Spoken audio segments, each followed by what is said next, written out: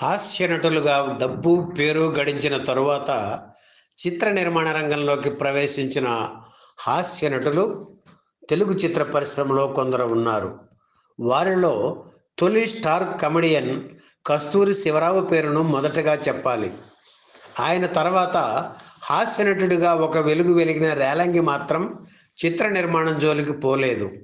కానీ ఆయన తర్వాత వచ్చిన చలం, పద్మనాభం, అల్లు రామలింగయ్య, రాజబాబు వంటి హాస్యనటులు నిర్మాణ రంగంలోకి ప్రవేశించి నిర్మాతలుగాను గుర్తింపు పొందారు. అయితే చిత్ర నిర్మాణం హాస్యనటులకు అచ్చి రాలేదనే చెప్పాలి. వీరిలో అల్లు రామలింగయ్య తప్ప మిగిలిన హాస్యనటులు సినిమాలు తీసి నష్టాలనే మూటగట్టుకున్నారు.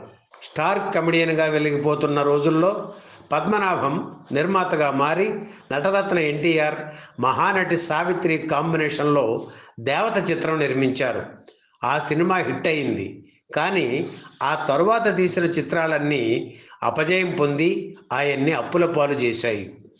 దేవత చిత్రం 1965 జూలై 24న విడుదలై 60 ఏళ్లు పూర్తయిన సందర్భంగా ఆ చిత్ర నిర్మాణ విశేషాలు చూద్దాం. హాస్య పాత్రలు పోషించడంలో వైవిధ్యాన్ని ప్రదర్శించిన గొప్ప నటుడు పద్మనాభం.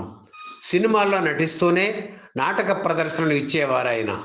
1958లో తన సహనటుడు వల్లం నరసింహారావుతో కలిసి రేఖ అండ్ మురళి ఆర్ట్స్ పేరుతో నాటక సంస్థను నెలకొల్పారు.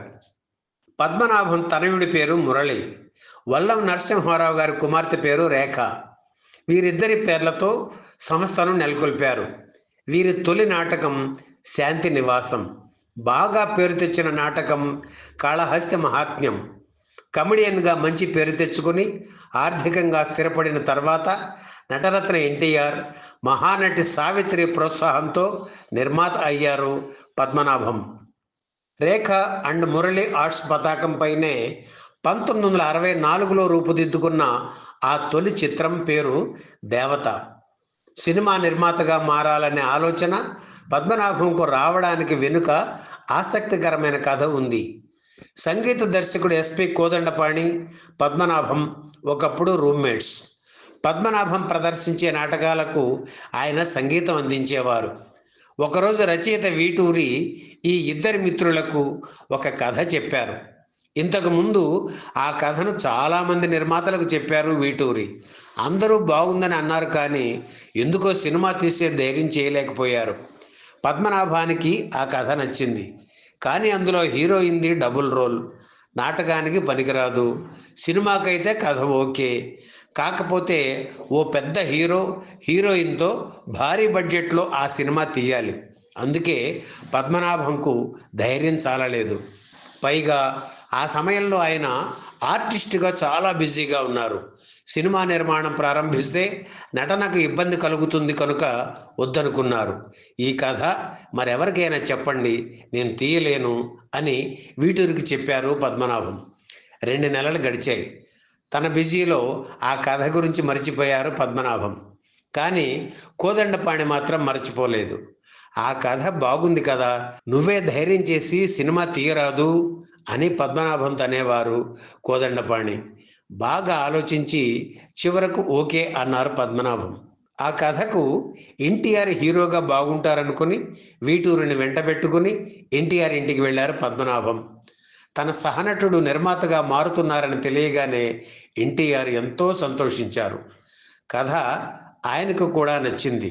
డేట్స్ రాసి ఇచ్చి ఆల్ ద బెస్ట్ బ్రదర్ అని చెప్పారు ఎన్టీఆర్. ఆ సమయంలో ఎన్టీఆర్ పారితోషికం 50,000. అయితే పద్మనాభం కోసం 10,000 తగ్గించుకోవడం గమనార్హం.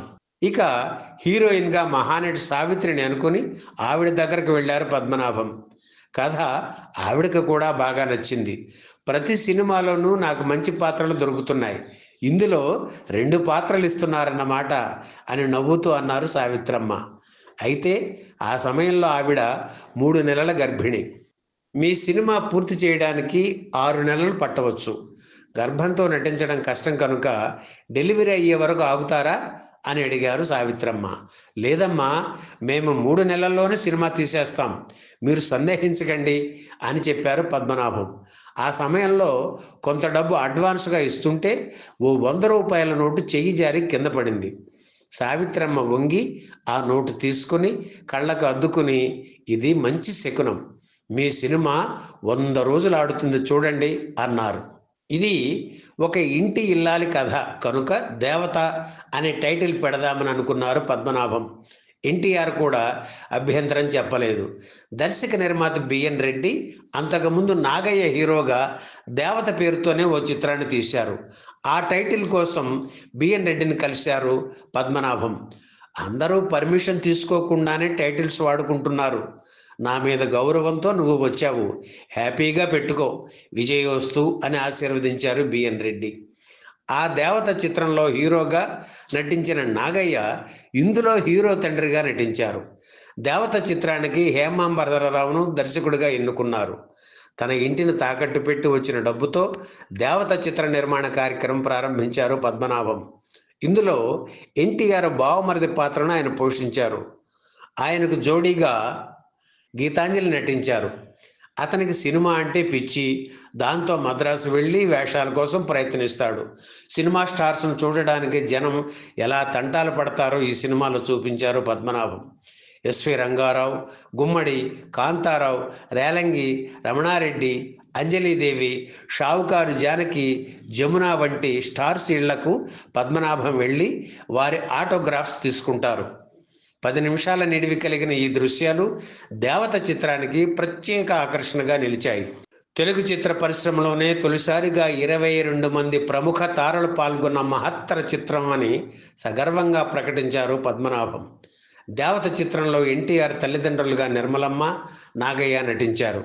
ఈ చిత్ర నిర్మాణ సమయంలోనే నాగయ్యకు పద్మశ్రీ అవార్డు రావడంతో సెట్లోనే సెలబ్రేట్ చేశారు పద్మనాభం. రాజనాల విలన్గా అతిథి పాత్ర పోషించారు. ఫిలిం డైరెక్టర్గా నాగేష్, ఆయన అసిస్టెంట్గా పేకేటి, ప్రొడక్షన్ మేనేజర్గా కాసేపే కనిపించిన నవ్వుల పువ్వులు పూయించారు. సావిత్రిని ప్రేమించిన యువకుడిగా వల్లం నరసింహారావు నటించారు. దేవత చిత్రానికి ఎస్పి కోదండపాణి సంగీతం ప్రాణం పోసింది. శ్రీశ్రీ, దాశరథి, నారాయణరెడ్డి, కొసరాజు, పాలగుమ్మి పద్మరాజు ఒక్కో పాట రాయిగా మిగిలిన 3 పాటలను వీటూరి రాశారు.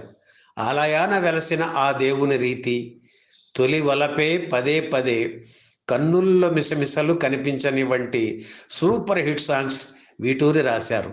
మరో విశేషం ఏమిటంటే ఈ సినిమాలో విశేష ఆదరణ పొందిన బొమ్మను చేసి ప్రాణము పోసి అంటూ సాగే పాటను శ్రీశ్రీ రాసిన దానికి పల్లవి అందించింది వీటూరే. అలాగే ఇందులోని మా ఊరు మదరాసు, నా పేరు రామదాసు అనే పాటను పద్మనాభం గీతాంజలి పాడడం మరో విశేషం.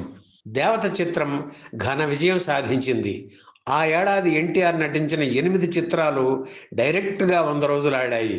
వాటిల్లో దేవత చిత్రం ఒకటి 5 కేంద్రాల్లో 100 రోజులు ఆడింది. దేవత చిత్రంతో వచ్చిన లాభాలతో తన ఇంటిని తాకట్టు నుంచి విడిపించుకోవడమే కాకుండా ఆర్థికంగా మరింత స్థిరపడ్డారు పద్మనాభం. ఎన్టీఆర్ డేట్స్ ఇవ్వడం వల్లనే దేవత చిత్రం తీయగలిగానని పద్మనాభం తరచూ చెప్పేవారు. అయితే ఈ చిత్రం తర్వాత నిర్మాతగా చేసిన కొన్ని తప్పిదాల కారణంగా ఆర్థికంగా ఎంతో నష్టపోయారు పద్మనాభం. ఈ వీడియో మీకు నచ్చితే లైక్ చేయండి, షేర్ చేయండి, వెంటనే సబ్స్క్రైబ్ కూడా చేయండి.